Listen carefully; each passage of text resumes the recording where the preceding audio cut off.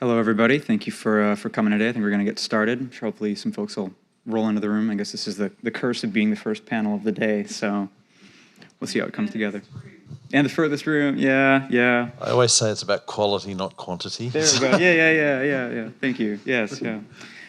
So for a quick introduction, for those of you who maybe weren't at the GenSpace panel yesterday afternoon or aren't familiar with our particular little group within Gen Global, GenSpace is an organization that was created specifically to connect founders, investors, policymakers, ecosystem builders, all the other stakeholders and folks involved with ecosystem development around the world, specifically to create local space environments around startups and entrepreneurs.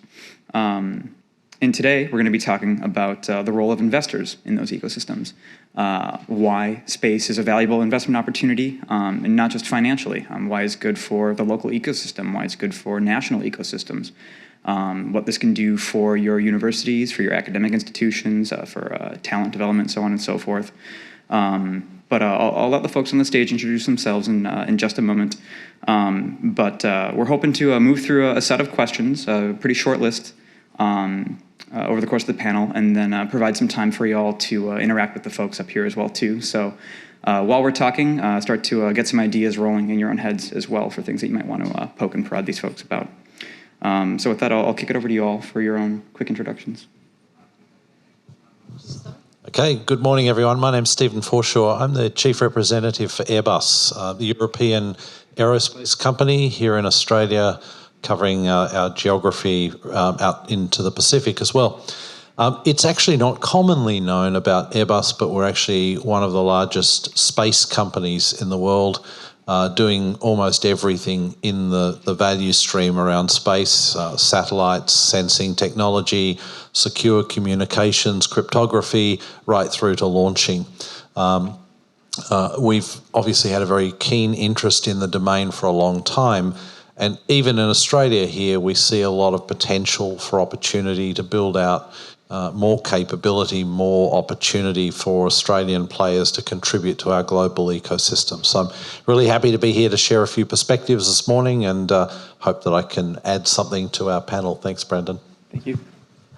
Thank you. Maybe I'll start by acknowledging the traditional owners of the land in which we meet today and to pay my respect to their elders, past, present, and emerging. And we're in Wurundjeri country, and so we've got a beautiful day today for Melbourne, not raining. So just wanted to start by that. My name's Eva Rodriguez. I work at Breakthrough Victoria. My role is to be the Director of Impact, and I also lead space-related investments in our space strategy. So Breakthrough Victoria is an independent company set up to manage the $2 billion investment fund of the Victorian government with the aim to make Victoria a leader in innovation globally. And one of the things that we do that's a bit different is that we think about investing in innovation for impact. So we're not only looking at generating commercial returns, but we're also looking at what is the impact that our investments create for people and planet. So that's something that it's very much at the core of what we do. That's part of my role as a Director of Impact to look at that. And we invest across a range of areas, and space, interestingly, is not one of those 5 areas, but we see space as an enabler. And when we're looking at companies and we're looking at innovation, we're constantly seeing that space is tapping more and more across every sector. So we invest in advanced manufacturing, digital technologies, agri-tech, clean economy, and advanced manufacturing. And it's, you wouldn't see, a lot of people wouldn't see companies in that space being space companies, but more and more we're seeing that. And so hopefully I can talk a little bit today about what we're seeing, also bring in some perspectives from my background, having worked in Europe with the European Space Agency, looking at the value of that space creates for applications, particularly around downstream, which is a very, I think, still unknown field. It's not the fancy field, but it's the field where a lot of value is created, and give perspectives of how people can go about investing or creating their own startups. Thanks, Eva. Martin Dersma, I'm a partner at Main Sequence Ventures. Main sequence, we're an Australian venture capital fund, and we invest in deep tech. And deep tech for us means solving wicked engineering problems, and space companies tend to be many of those wicked engineering problems. We invest in companies that are at early stage from seed, so the formation through their first and second rounds of capital.